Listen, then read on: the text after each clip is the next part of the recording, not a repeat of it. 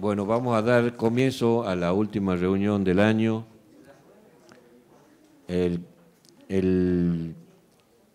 Va a hablar el profesor doctor Sciucci, va a hablar sobre linfedemas. El doctor Gonzalo Horayo a posteriori va a hacer la presentación de casos clínicos. El coordinador de esta mesa va a ser el doctor Daniel García. Así que, por favor, doctor, comenzamos.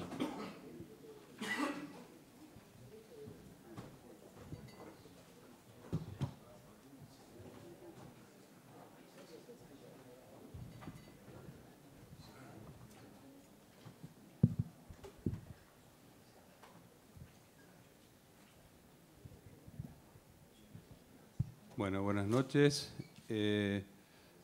Esta reunión científica, que es la última de este periodo 2017 o 2016-2017, vamos a tener dos temas, como ya lo anunciara el presidente. El tratamiento del linfedema, que va a hablar el profesor doctor José Luis Sciucci, y después vamos a hacer presentación de casos clínicos, y ambos temas podemos comentarlos abiertamente entre el público, no hay panelistas. Por otro lado, quiero agradecer a todos los integrantes de la sociedad por permitirme ser secretario científico en estos últimos periodos, y como esta es mi última reunión como secretario científico, quiero agradecerle a todos ustedes por haber aportado a todas estas reuniones, dado que sin el aporte de ustedes esto tampoco se puede hacer. Ahora, sin más, quiero invitarlo al profesor, doctor José Luis Sciucci, para que nos hable de tratamiento del linfedema. Gracias.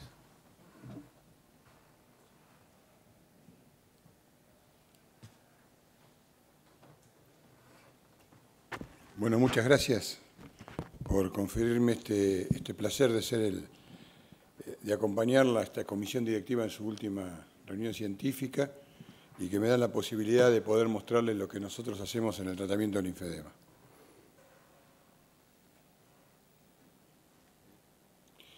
Cuando nosotros empezamos a trabajar en linfedema en el Hospital Militar Central, juntamente empezamos con el doctor Enrisi y luego seguimos con el doctor Krapp, el doctor Regalado, el doctor Soraco.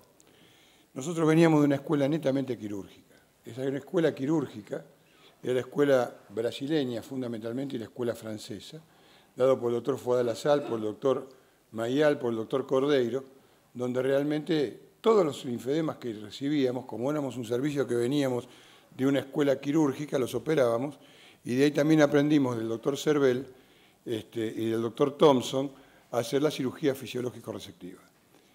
Después que pasó esta gran etapa quirúrgica que tuvimos, donde había pacientes que andaban bien y pacientes que andaban mal y otros muy mal, aparece el tratamiento médico del linfedema. Y acá hay que rendirle homenaje al doctor Salvador Nieto, que fue el precursor y la primera persona, junto con el doctor Kaplan, que han venido a la Argentina con el tema del tratamiento médico. Tratamiento médico es la escuela europea, fundamentalmente, con el doctor Boder, el doctor Leduc y el doctor Foldi. El doctor Leduc aparece en la Argentina a través de la mano del doctor Kaplan, que eran amigos, y el doctor Foldi aparece en la Argentina con el doctor Nieto. Hay que reconocerlo, el doctor Nieto realmente fue el primero que empezó a luchar con el tratamiento médico del linfedema. Aquí hubo una reacción importante, o sea, en este momento, el que tocaba un linfedema con una aguja ya era un pecador, era un hereje.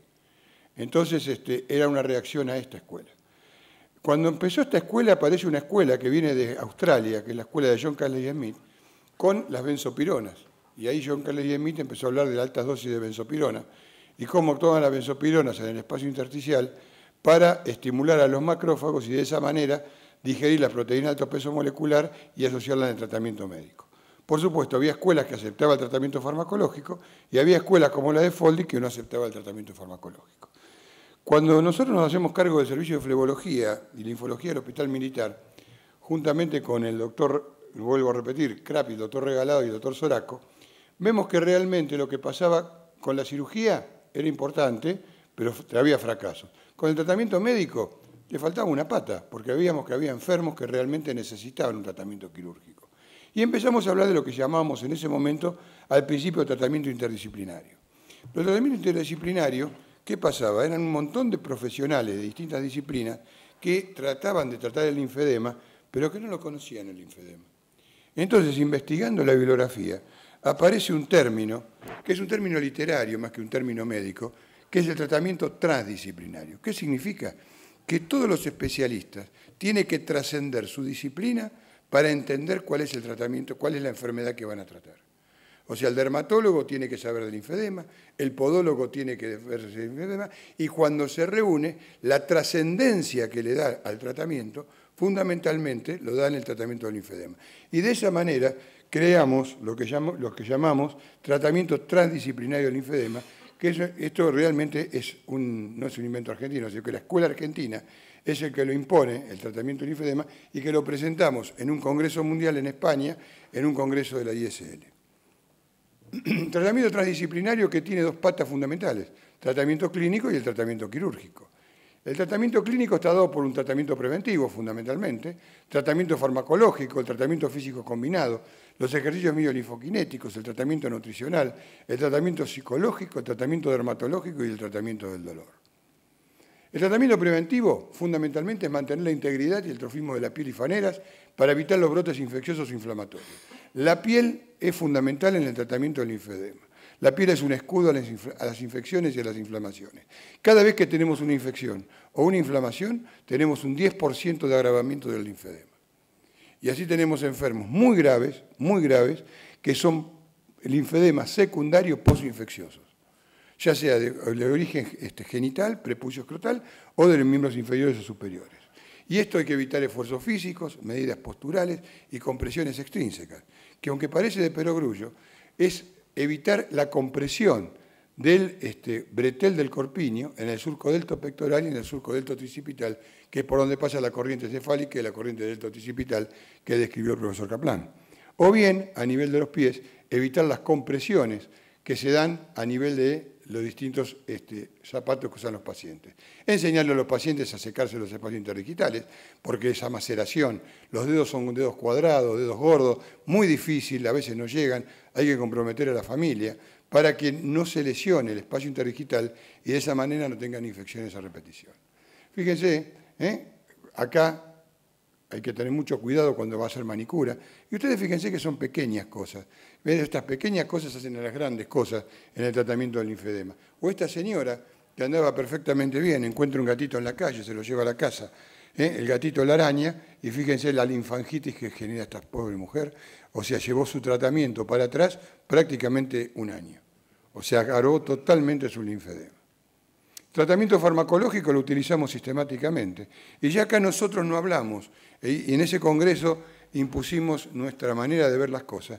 No hablamos de altas dosis de benzopirona, sino que hablamos de dosis terapéutica eficaz de la benzopirona. Porque no es lo mismo una chica que viene con un linfedema post-tratamiento de cáncer de mama, que pesa 50 kilos, que un gordo de estos que no viene a ver a nosotros, que pesan 300 kilos. Entonces le tenemos que dar la dosis terapéutica a cada uno de los pacientes. Y fundamentalmente, ¿cuál es la acción que tienen estos elementos? La acción benzopirónica es que uno tomando benzopirona actúa sobre los macrófagos del espacio intersticial, aumentando la cantidad y la acción de los macrófagos. ¿Y esos qué hacen? Digieren las proteínas de alto peso molecular y al digerir las proteínas de alto peso molecular evitan la formación de colágenos y evitan el atrapamiento de las fibras de anclaje del linfático inicial. Y utilizamos la diosmina esperidina en forma sistemática, comenzamos normalmente con 1,5 gramos, nunca tuvimos reacciones ni hepáticas ni a nivel renal, sino que realmente son medicamentos que se pueden tomar durante mucho tiempo y que jamás hemos tenido ninguna contraindicación. Tenemos enfermos que están tomando 3 gramos por día durante mucho tiempo, gente muy grande, con linfedema muy importante.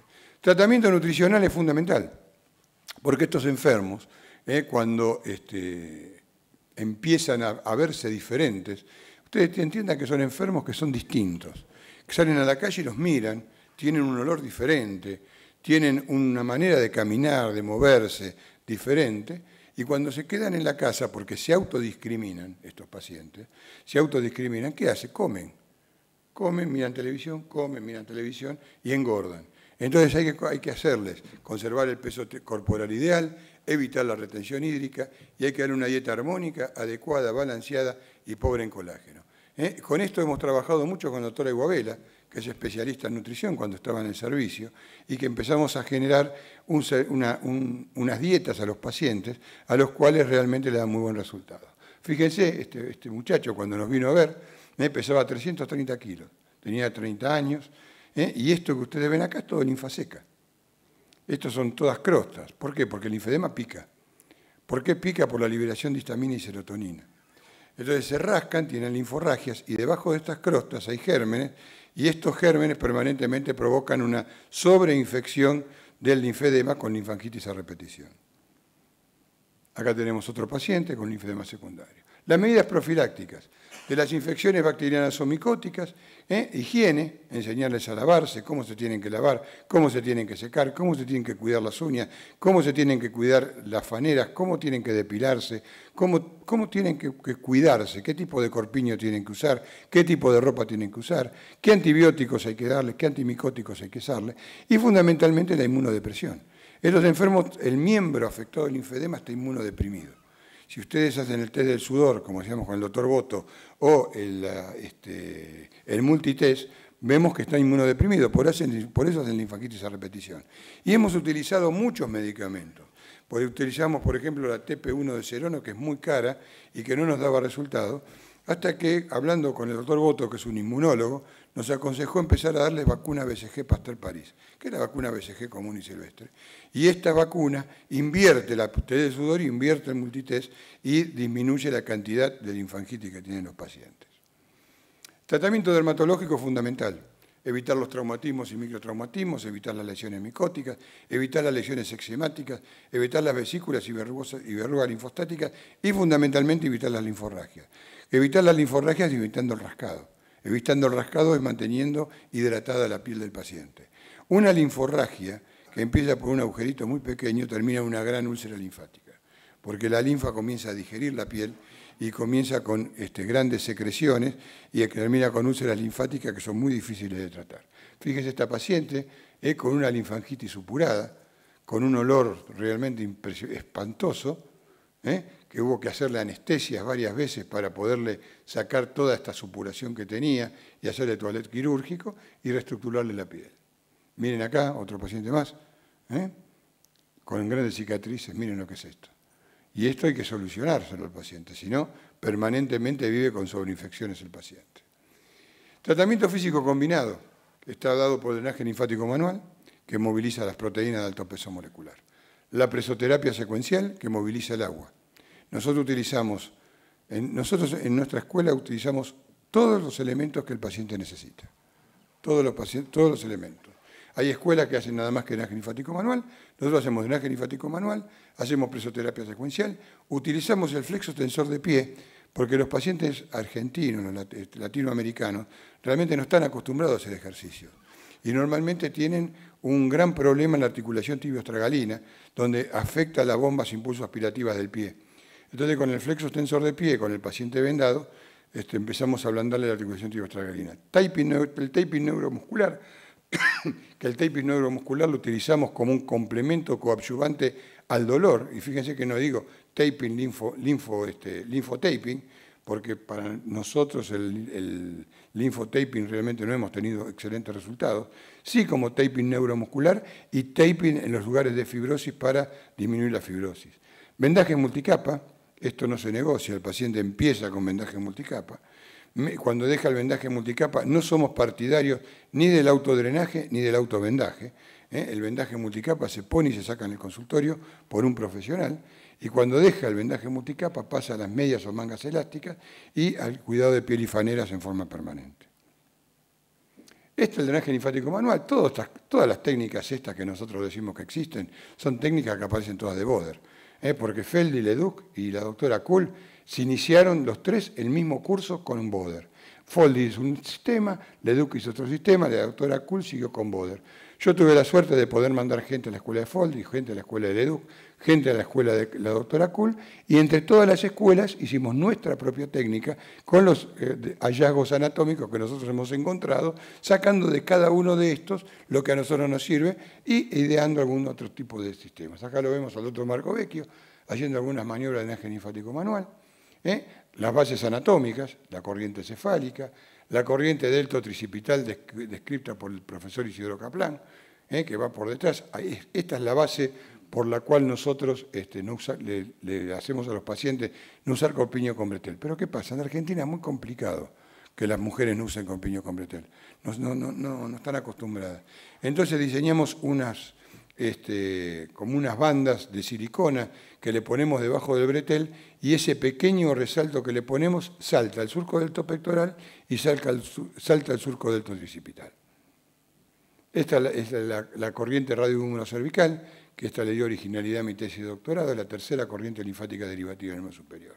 Bueno, la corriente derivativa del miembro inferior, y estas son las corrientes derivativas del miembro inferior. El miembro inferior no tiene corrientes derivativas propias como lo tiene el miembro superior, sino que se lo prestan los genitales externos. Y ustedes fíjense esta corriente linfática que describimos nosotros en la Facultad de Medicina, que es una corriente linfática que pasa por el periné, asciende y va hacia el lado contralateral, y las corrientes suprapúbicas que van hacia el lado contralateral. Bueno, las corrientes contralaterales de la piel del tórax. La presoterapia secuencial, hay que saber elegir cuál es la presoterapia secuencial.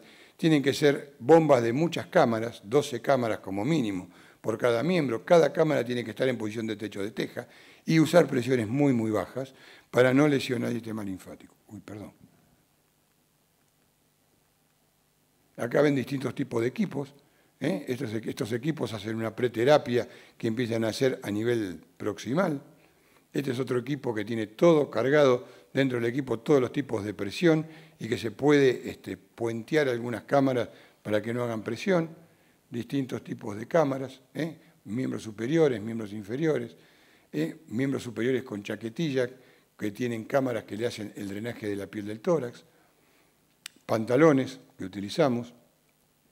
Fíjense acá, son tan grandes los linfedemas que tenemos que usar 2 botas juntas para poder drenar el linfedema, o estas grandes cámaras que tenemos, que son para los pacientes hiperobesos, y adentro son como bolsas de dormir, que adentro tienen los compartimientos y las cámaras y tienen los 2 miembros separados.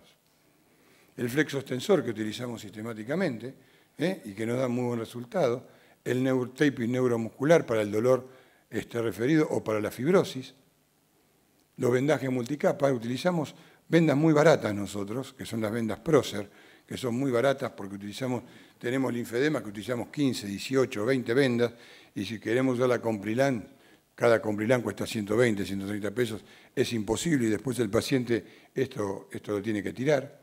Y pasamos a las medias o mangas elásticas cuando dejamos el vendaje multicapa. Actualmente estamos utilizando este sistema que se llama Circade, que reemplaza un poquito a lo que vendría a ser el vendaje multicapa.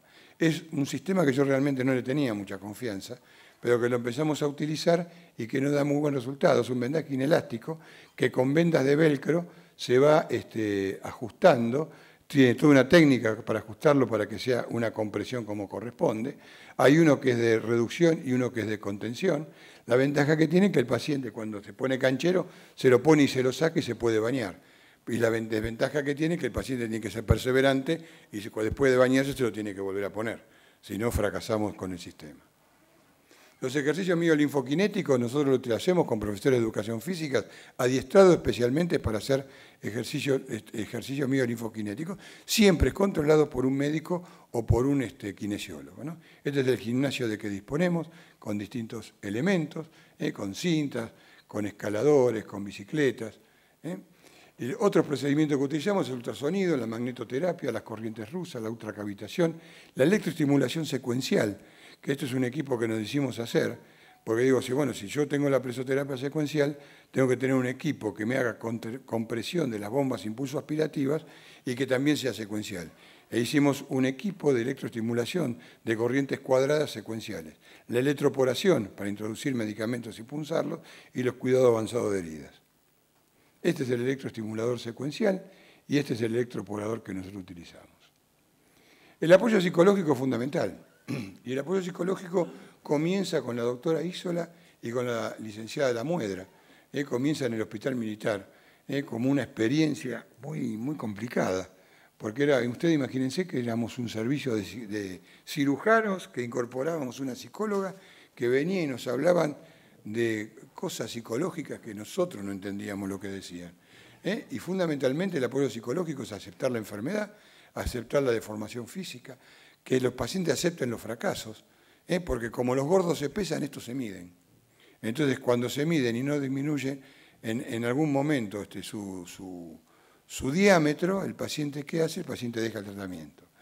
Diagnosticar la psicosis, las depresiones y los complejos. Y esto lo puede hacer solamente una psicóloga.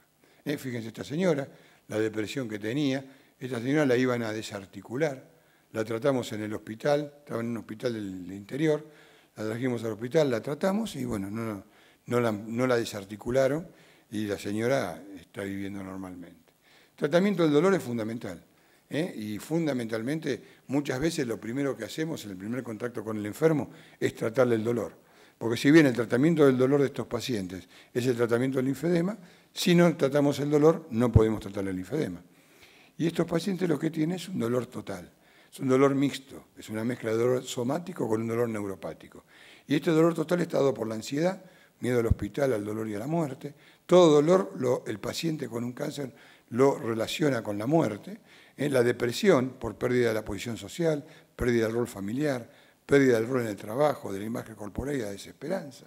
El odio por el retardo del diagnóstico, la incomunicación médica y fundamentalmente el insomnio. Son pacientes que no duermen por el dolor.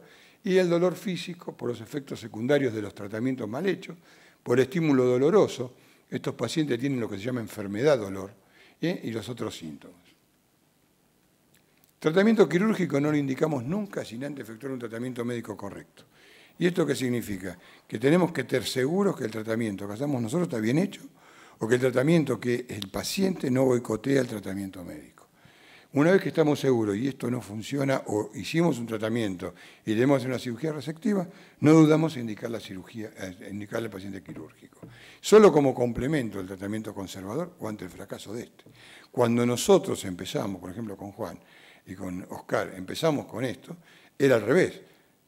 Primero operábamos y después veíamos qué hacíamos. Ahora siempre primero hacemos tratamiento conservador o ante el fracaso de esto indicamos tratamiento quirúrgico. Acá vemos el trasplante ganglionar autólogo, que el primero que se hizo en Latinoamérica lo hicimos nosotros en el Hospital Militar Central, con la asistencia de la doctora Corinne Becker. Acá ven cuando estamos sacando el grupo ganglionar y lo estamos reimplantando. Si ustedes me preguntan si da resultado, y el único resultado que yo vi maravilloso de esto fue que disminuyó la cantidad de linfangitis que tuvo el paciente. Pero una cosa espectacular en la disminución del linfedema, sin otro tratamiento, porque si no le hacen esto y después le hacen lipoaspiración. Entonces, ¿qué funciona? ¿La lipoaspiración o funciona esto? ¿O funciona el tratamiento médico? O sea, esto hay que hacerlo en casos muy, muy indicados. Acá vemos en la anatomía, o sea que hay que saber muy bien de dónde se saca los ganglios donantes, pues si saco de la cadena mamaria externa, le voy a generar un linfedema en otro miembro superior, porque fíjense cómo las corrientes van a los ganglios mamarios externos, sino que hay que sacarle los torácicos superiores, que son los menos importantes, o en la región inguinal. ¿Cuál tengo que sacar? El circunflejo ilíaco, que es el superexterno. Las anatomosis linfático-venosa, que ahora la llaman la super recontra microcirugía, bueno, nosotros la seguimos haciendo, cuando está indicado. Antes lo hacíamos sistemáticamente, teníamos muchos fracasos y muchas cosas que resultaban, y realmente hemos tenido muy buenos resultados, y yo lo sigo haciendo con buenos resultados cuando esté indicado. Hay que saber anatomía, hay que saber dónde buscar los linfáticos y dónde buscar las venas, porque después encontramos los linfáticos y no encontramos una vena donde no estamos usarlo. Fíjense este muchacho, un trabajador agropecuario, que tuvo un accidente muy grande, se cayó una rueda de tractor acá, no podía movilizar el brazo, le hicimos un bypass linfático venoso, porque lo que tenía era una sección de toda la corriente bicipital media, y el paciente evolucionó perfectamente bien, miren cómo está. Acá lo ven, prequirúrgico, postquirúrgico.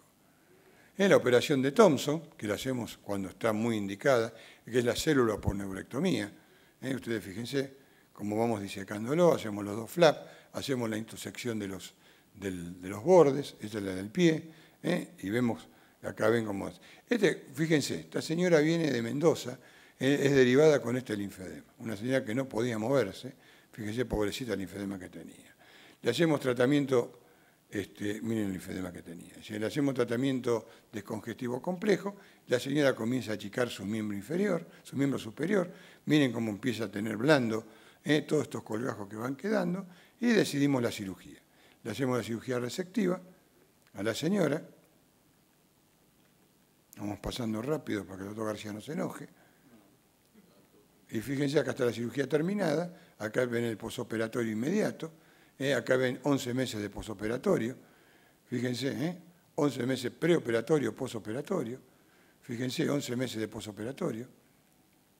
Y este otro muchacho aparece con este problema. Ustedes recuerden que el único linfedema que es quirúrgico de entrada es el linfedema prepucio escrotal.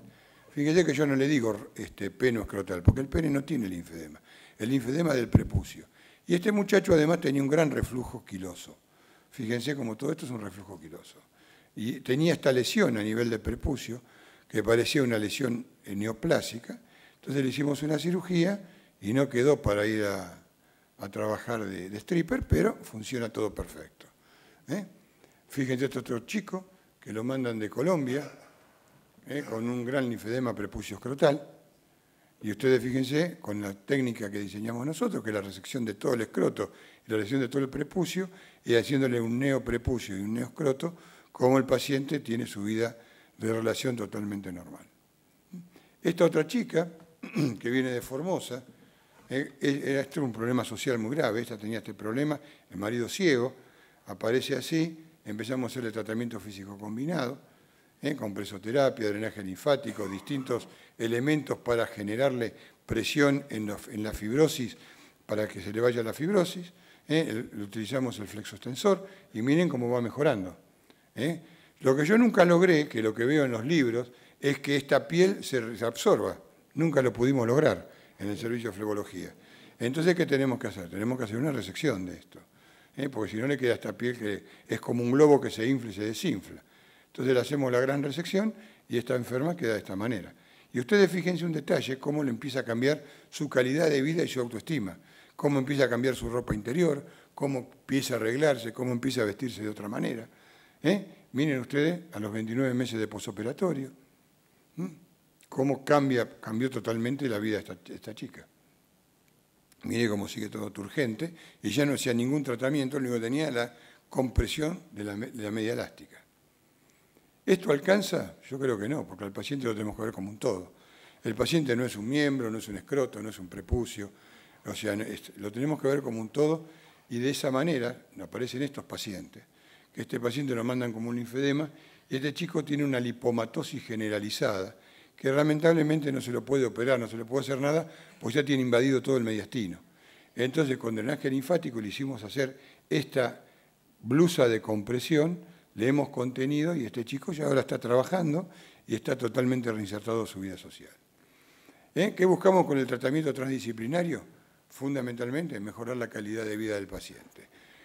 La calidad de vida del paciente nosotros la vemos como la adaptación social, la función física y bienestar del paciente, cómo está el estado psicológico del paciente y qué sensaciones somáticas tiene este paciente. Pensamos, si el paciente tiene dolor, al paciente hay que creerle y hay que colmarle el dolor. El tratamiento debe ser precoz y transdisciplinario para llevar al mínimo el impacto psicofísico de la enfermedad. Esto lo aprendimos de la psicóloga. Que lo importante para nosotros que es lograr el grado de satisfacción y felicidad del paciente, la capacidad de cumplir las metas y la capacidad de transcurrir una vida socialmente útil. A los pacientes nosotros les preguntamos qué es lo que usted quiere hacer, qué es lo que quiere lograr, y nosotros no estamos en la lucha contra un volumen, sino que queremos reinsertar al paciente a su vida normal. Acuérdense que el linfedema es una enfermedad fácil de diagnosticar, es difícil de tratar y es imposible de curar. Es un desafío, ya que difícilmente podemos esperar resultados espectaculares. Y esto es un dibujito que yo encontré en un villiquen, donde realmente me pareció que el paciente que viene con linfedema viene en una tormenta, y nosotros tenemos que ser el piloto de tormenta para sacarlo de esto, pero fundamentalmente en el trabajo en equipo. Y con toda esta gente que nosotros trabajamos juntos, nosotros hacemos que el paciente logre tener. No se olviden que el linfedema es una enfermedad médica, psicológica y social.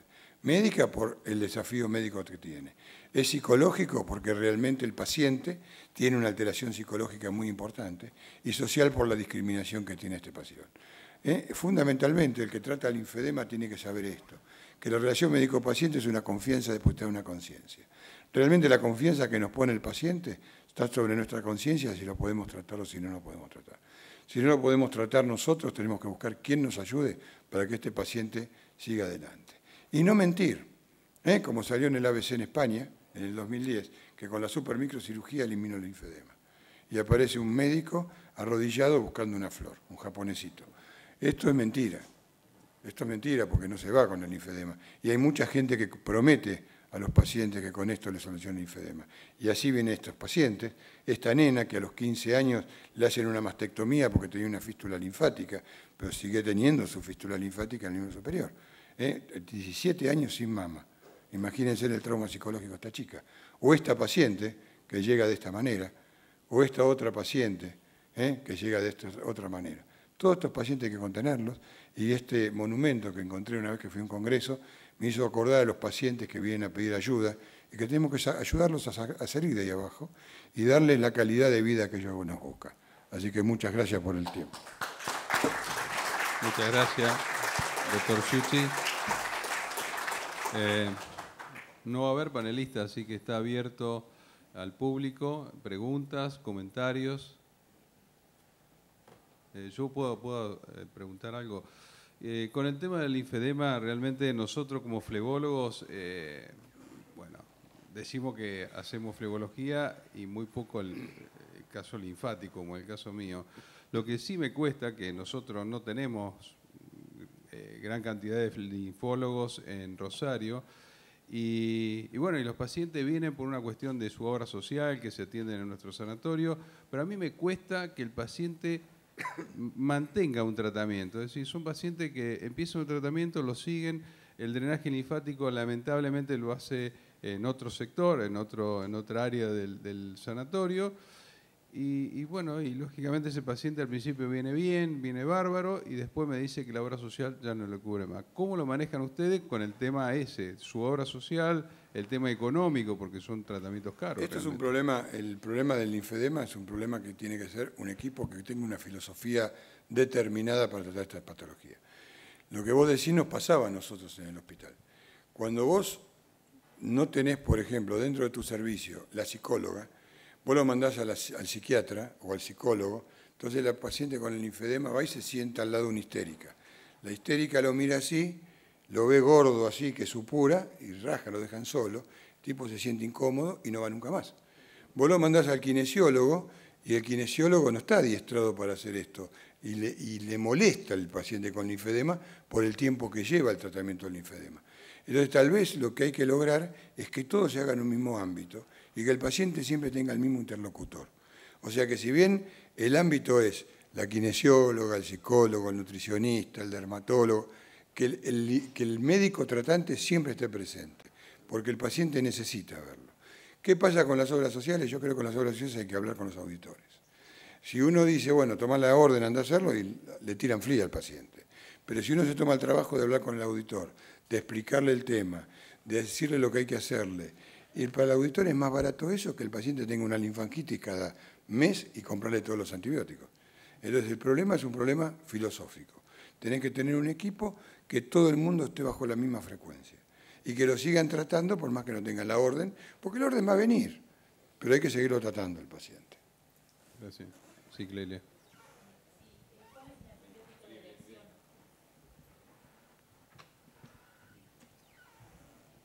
Así como en las erisipelas el antibiótico de elección es la penicilina y si es alérgico la eritromicina, ¿qué antibiótico de elección usamos en las linfangitis? En la linfangitis, el tema de los enfermos con erisipelas o linfangitis, además del antibiótico, hay algo que es muy importante, que son los corticoides.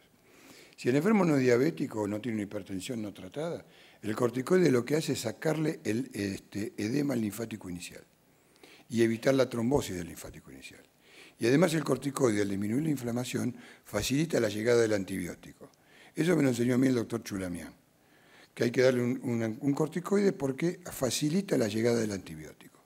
Como vos decís, si la linfangitis de la erisipela es por un estreptococo beta hemolítico grupo A, el de elección es la penicilina, y si no la eritromicina. Y para la linfangitis es la clindamicina con la ciprofloxacina o el Bactrim forte con la ciprofloxacina. La combinación de los dos. Y una más asociada, se hace un tratamiento preventivo. Por ejemplo, el paciente que se erisipela, generalmente al año se repite el esquema. En estos pacientes Lo que hay que hacerle es, si vos le podés dar inyectable, le tenés que dar cada 21 días una ampolla de penicilina. Como yo a veces le digo a los que trabajan conmigo, es como si fuera una fiebre reumática. Le tenés que dar una ampolla de penicilina cada 21 días. Si el paciente no se quiere pinchar, en el último consenso se consensuó que se le puede dar acitromicina 3 días cada 15 días. Entonces no se pinchan y le das 500 miligramos por día durante 3 días cada 15 días. Y los pacientes lo reciben perfectamente bien. Sí, Juan Carlos.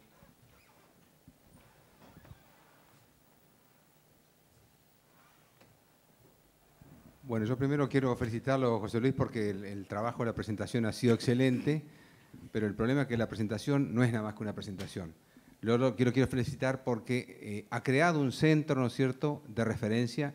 Yo diría que es el único que hay en Buenos Aires y ha luchado contra viento y marea. Cuando le pregunta a Clelia quién paga todo eso, supongo que muchas veces hay cosas que no le pagan y que durante muchos años hizo cosas que no eran rentables para poder montar un centro. O sea, todo eso que muestra es el único centro en Buenos Aires que tiene el médico, el psicólogo, el traumatólogo, el que hace ejercicio físico, el gimnasio y todos los chiches. Es el único centro en Buenos Aires. No hay otra gente que lo haga. O sea, muchos sabemos, digamos, cómo se tratan los linfedemas. En el caso particular, se los tengo que enviar porque él tiene todos los medios en un centro donde puede hacerlo y puede seguir al paciente y hacerlo.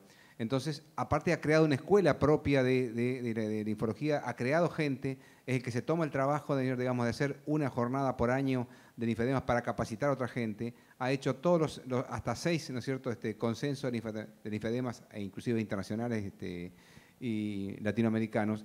Y esto es algo que hay que reconocerle al doctor Ciucci, realmente todo el esfuerzo que ha puesto para pelear contra esta patología, ¿no es cierto?, y ver que los pacientes tengan el mejor tratamiento posible. Así que gracias por todo lo que haces, José, y gracias por haberme dado la oportunidad de formarme al lado tuyo también. Gracias, Juan. ¿Alguna otra pregunta, Diego?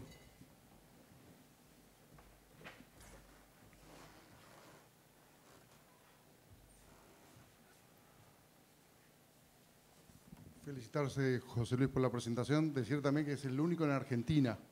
Sí, yo le derivo paciente de Comodoro Rivadavia cuando me llega un paciente con linfedema y cuando pueden sobrepasar todo el problema de quién genera el costo de ese tratamiento con muy buenos resultados. En los pacientes cuando tienen linfedema de grado bajo, y yo tengo un consultorio, decime 3 terapeutas que yo le pueda hacer simple como para que ese paciente no se agrave si yo no tengo otra forma de tratarlo. Prevenirle las infecciones, fundamentalmente. Enseñarle que si el paciente tiene que ir al podólogo, tiene que llevar sus elementos. No puede compartir los elementos con otra persona. Enseñarle a lavarse los pies o lavarse las manos y secarse, cómo se debe secar. O sea, todo lo que es preventivo. Que no use corpiño con bretel, todo lo que no tome sol en los horarios pico, todas las cosas que sabemos todos. Darle benzopironas. Y darle benzopironas en forma sistemática. Y enseñarle medidas posturales. Y si el paciente puede, que use compresión elástica desde antes de levantarse de la cama hasta cuando se acuesta. Muchas veces los pacientes tienen que cambiar su hábito de bañarse. Son tonterías, pero las tonterías en grandes cosas. De repente yo les pregunto, ¿usted cuándo se baña? ¿A la mañana o a la noche? No, yo me baño a la mañana. Bueno, ahora va a tener que bañarse a la noche. ¿Por qué? Porque él antes de levantarse, de bajarse de la cama, se tiene que poner la media elástica. Y le tenés que enseñar a poner la media elástica. Si no, se lastiman cuando se pone la media elástica. Entonces, todas esas pequeñas cosas, el paciente lo recibe. Y el secreto del linfedema es el diagnóstico del paciente que recién tiene un linfedema. El gordo gigante, cuando venía a vernos, nos decía el diariero del hospital, ¿sabe el linfedema que le llegó? Él le hacía el diagnóstico. El secreto es cuando viene esa chica que no tiene nada y que vos le haces el diagnóstico del linfedema, como hablábamos con el doctor Venecia, que vienen a lo mejor con el diagnóstico de linfedema y tienen un lipedema, y no tratarlo como un linfedema. O que vienen porque se le hinchan los pies, se le hincha una pierna y vos la revisás y tiene un linfedema. Entonces, ese es el momento justo de la prevención. El poder hacer el diagnóstico temprano del linfedema. Ese es el secreto. Y al paciente saberle hacer la semiología. ¿Alguna otra? Sí, Sergio, venía aquí, por favor.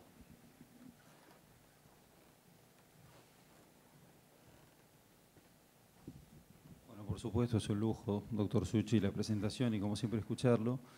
Un pequeño comentario, ¿no? Qué parecido que es el paciente que tiene la lipodermatoesclerosis con todas las medidas terapéuticas, la electroestimulación, del drenaje linfovenoso, de tantas cosas que compartimos cuando tenemos este tipo de paciente. Y una pregunta, me mató lo de la BCG.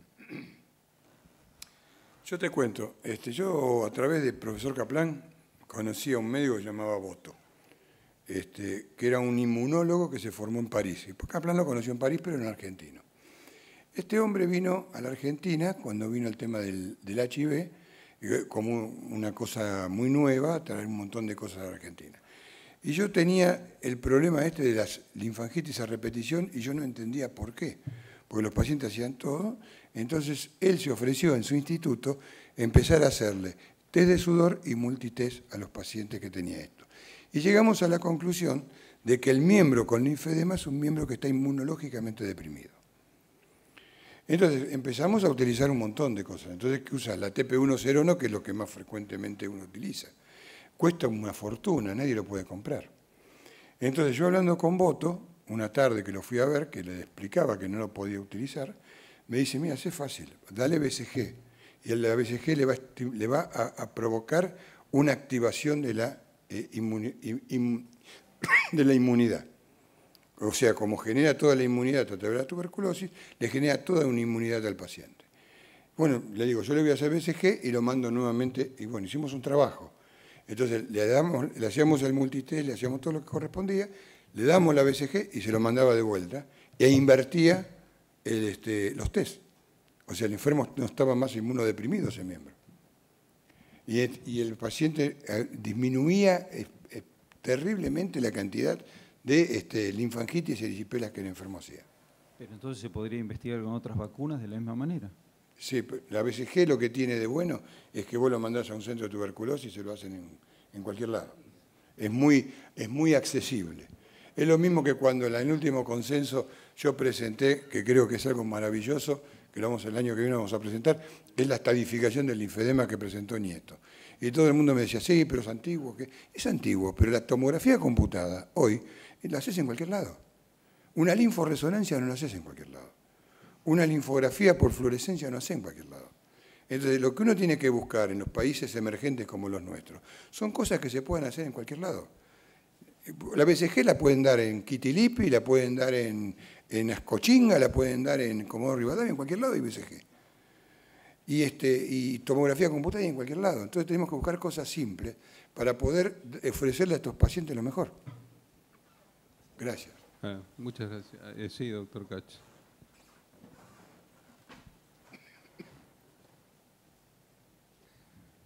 Excelente como siempre, José Luis, lo tuyo y las imágenes que mostrás.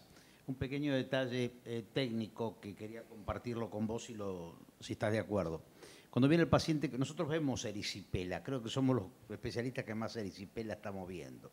Cuando viene en la fase ampollosa, con el antecedente de la fiebre, etc., administrar o mandar un corticoide de depósito muchas veces es un problema, porque leen las contraindicaciones.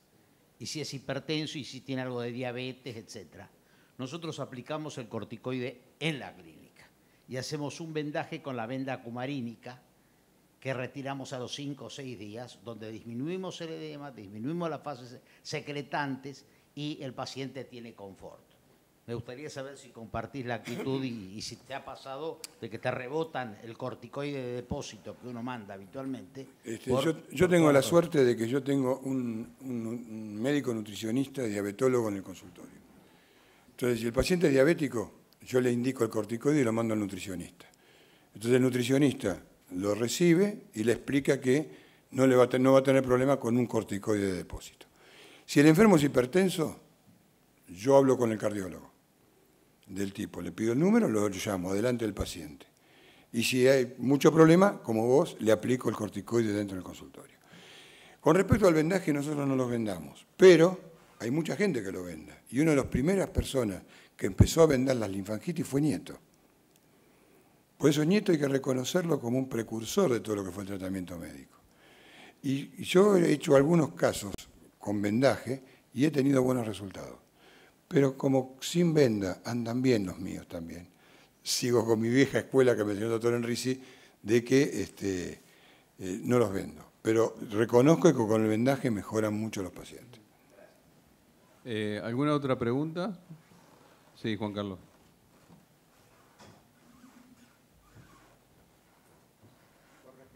Del uso de las vacunas. Nosotros me acuerdo que en el hospital hay varias vacunas antibacterianas. Todas las vacunas antibacterianas son anti-neumococo, anti-esto, aquello, pero estrictamente, aparte de eso, aumentan la inmunidad, ¿no es cierto?, en general del paciente. Por lo tanto, tiene razón, no me acuerdo quién fue el que preguntó recién, Garbaz, con respecto a si se pueden usar las vacunas, sí, si no tiene la oportunidad de usar la BCG, usar las vacunas antibacterianas, que hay varias vacunas en el mercado que se pueden usar, que hacen el efecto específico que tienen que hacer, pero elevan la inmunidad del paciente en general y con eso estamos dando una mano también a la inmunidad que tiene el miembro disminuido. Bueno, por una cuestión de tiempo, damos por finalizada. Muchas gracias, doctor Ciucci. A continuación, el doctor Gonzalo Orallo nos va a presentar 2 casos clínicos. Y aparte, pedirle disculpas porque él estaba anunciado en la reunión del mes pasado y por una cuestión de tiempo tuvimos que postergarla. Está bien, no hay gracias. problema. Bueno, le voy a presentar 2 casos. Esta es una paciente que vi en el hospital con el equipo de cirugía, una paciente que entra por guardia de 54 años, con una tumoración en el muslo derecho, con 30 días de evolución, sin presencia de dolor, ni de calor, ni de ardor, sin tumefacción y sin haber tenido episodios de fiebre. Refiere pesadez, calambres y hormigueo en la planta del pie, en decúbito dorsal. Es una paciente hipertensa que está medicada con el alapril y omeprazol y es una trabajadora de una fábrica de productos alimenticios que trabaja de pie durante 8 horas. La paciente la recibimos con esta tumoración en el tercio superior del muslo. Viene con algunos estudios. Tiene un laboratorio normal.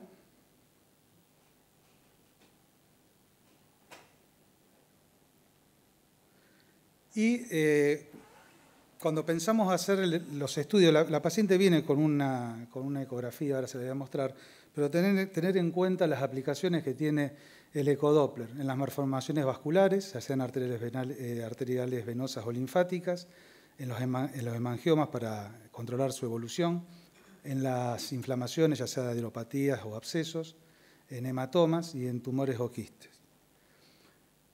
Esta es la ecografía, es una ecografía de partes blandas que traía. Se ve la lesión bien delimitada, hipoecogénica, ¿sí? Sin tabiques, con paredes finas. Nosotros le hicimos un ecodoppler, no tengo la imagen, pero no tenía reflujo, no tenía efecto Doppler. Era una imagen como la que ustedes ven acá, sin ningún tipo de movimiento. Se decide hacer la punción de la paciente y ver qué nos encontrábamos. Fue un contenido purulento, se mandó a hacer bacteriológico, le extrajimos 180 centímetros cúbicos, ¿sí?, de contenido purulento y decidimos hacer la apertura de la lesión. Nos encontramos con un absceso intramuscular, se hizo el lavado de la cavidad y se dejó un drenaje. Se indicó antibiótico terapia durante 20 días y se la controló con una evolución favorable.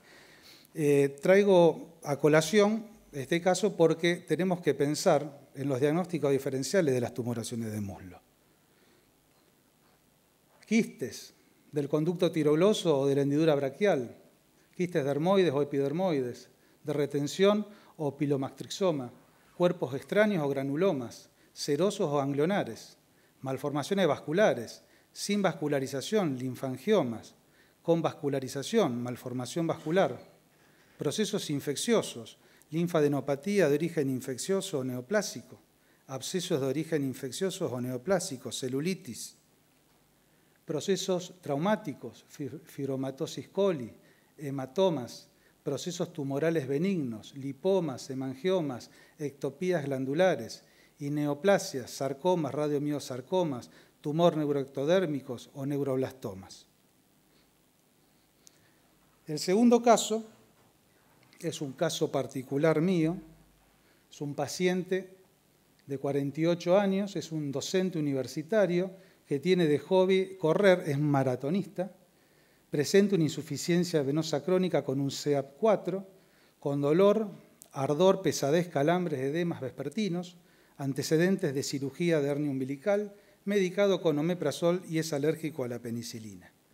Este paciente lo veo el 19 de enero del año 2016 con esta tumoración a nivel del tercio inferior del muslo, con múltiples colaterales en ambos miembros inferiores. Se decide hacer el diagnóstico con ecodoppler y encontramos esta dilatación, ¿sí?, en el tercio medio inferior del muslo con estas medidas. Acá tenemos el Doppler en movimiento. Y se realiza el tratamiento con un Ecofoam con tetradesilsulfato de sodio. Se realizó una sola sesión con 8 centímetros cúbicos en el tercio inferior del muslo. Se hizo una elastocompresión excéntrica y concéntrica y el uso de medias elásticas. El resto de las lesiones varicosas se trataron con polidocanol al 1% en ambos miembros inferiores. A la semana obtuvimos la oclusión total con una reducción del tamaño y con esta lesión inflamatoria que se dio con un corticoide de depósito. Acá vemos el ecodoppler realizado, totalmente ocluida la safena.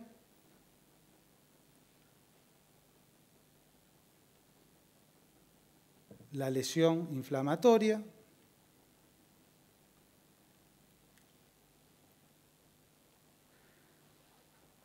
Grandes vasos, el callado, cerrado.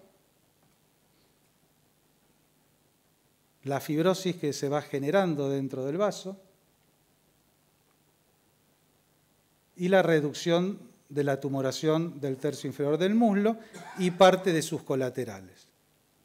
Esta pierna todavía no se ha hecho nada. A la tercera semana vemos cómo la fibrosis de las paredes se van marcando más notoriamente con su contenido bien fibroso, que es lo que hay que conseguir en el FOAM, ¿no? Vemos los grandes vasos, la safena en su desembocadura totalmente fibrosada. Acá vemos cómo está el flujo de los vasos profundos y la fibrosis de la safena. A los 3 meses seguimos viendo la proliferación de la fibrosis dentro del vaso y a los 5 meses tenemos ya esta imagen de la pierna, ¿sí? La otra pierna también fue tratada, como les dije, con polidocanol al 1%.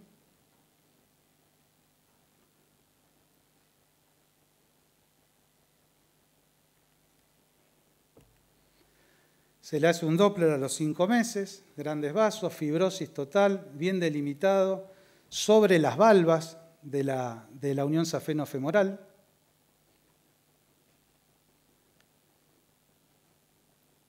Ahí se ve bien el límite con las valvas fibrosadas. A los 6 meses, fíjense ya la reducción del calibre, ¿no?, de la unión safeno-femoral.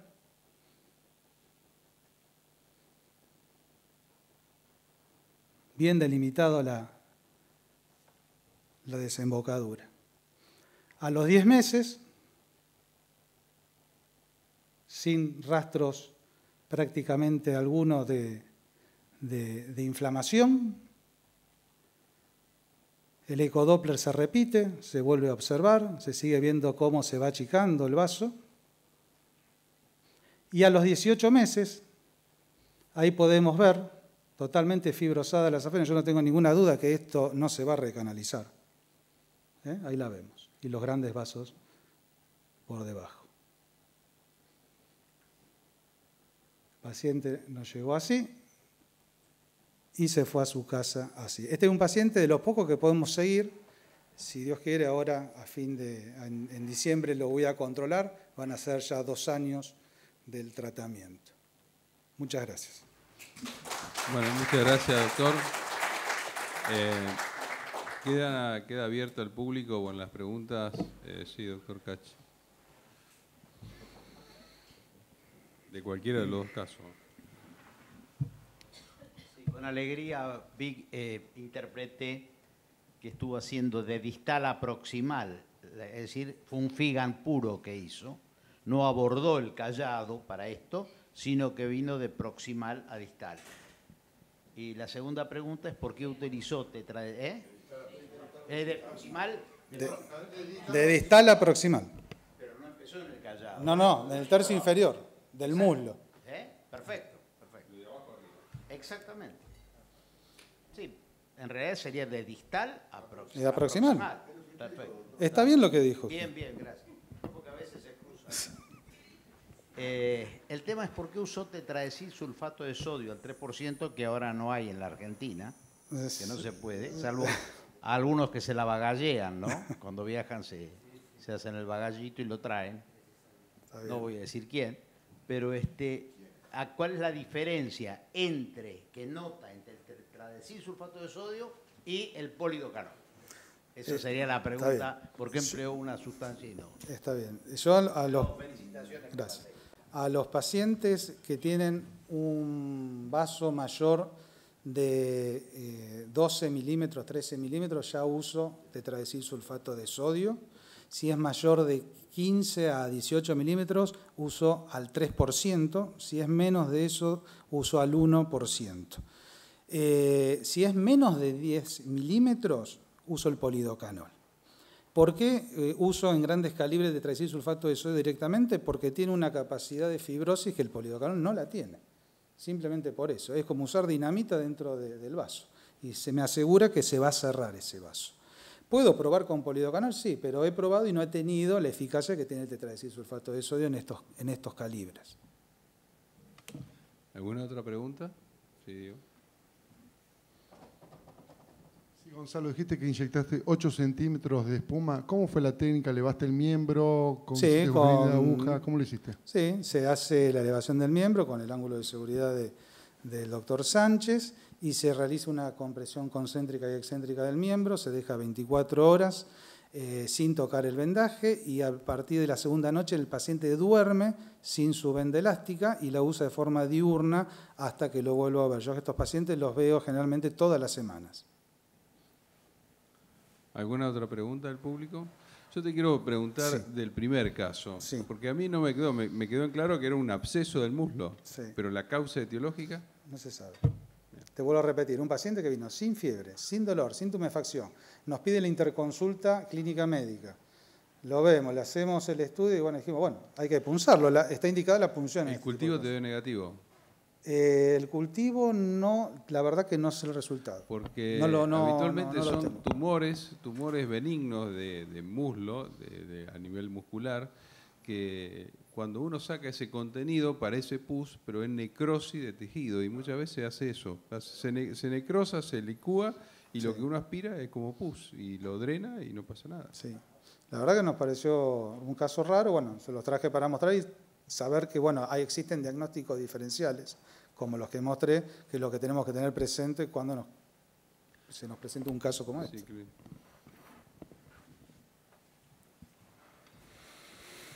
Una pregunta de cada caso. Con respecto al primero, en la anamnesis, la tumoración, ¿qué aparición tuvo? ¿Repentina? ¿Fue gradual? ¿Lo tenía desde hace mucho tiempo? Esta paciente tuvo esa tumoración durante más de 30 días y fue creciendo en tamaño.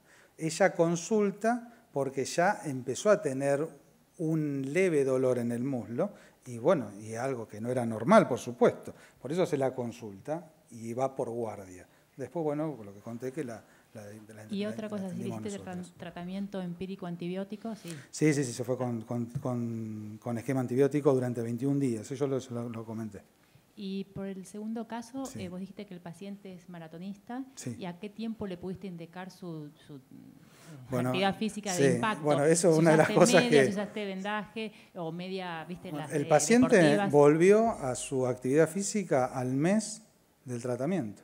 Ya empezó no con una actividad intensa, pero de forma escalonada, y a los 4 o 5 meses, vieron la foto, el paciente ya estaba entrenando normalmente. Perfecto, gracias. Bueno, y ahora voy a decir algo. A ver, ¿quién le haría cirugía a ese paciente, el segundo paciente? ¿Alguien operaría? ¿Alguien quiera dar una opinión sobre la cirugía? ¿No? No, yo sí doy mi opinión. Yo digo, el Ecofoam fue efectivo porque lo vimos y porque está certificado. Lo que por ahí da la cirugía es la rapidez con que nosotros tratamos a un paciente y cómo se recupera en el postoperatorio. Yo creo que, bueno, seguramente llegamos al mismo resultado. Me parece que el operarlo es como que uno acorta tiempo, nada más. Yo creo que también está en la decisión del paciente en qué tipo de tratamiento desea hacerse. Porque hay muchos pacientes que no quieren operarse. Y eso que yo he operado cientos de safenas, y cuando empecé a hacer esto de forma más meticulosa y a obtener buenos resultados, dejé de operar safena. Hago esto.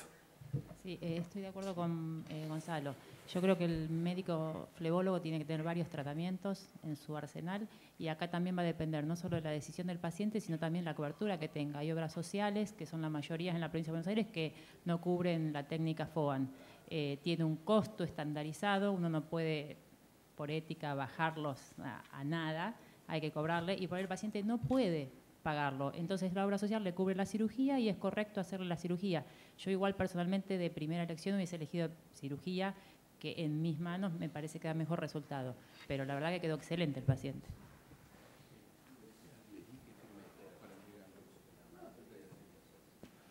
¿Alguna pregunta más? Bueno, muchas gracias, Gonzalo. Damos por finalizada la reunión científica y los esperamos el año próximo. Muchas gracias.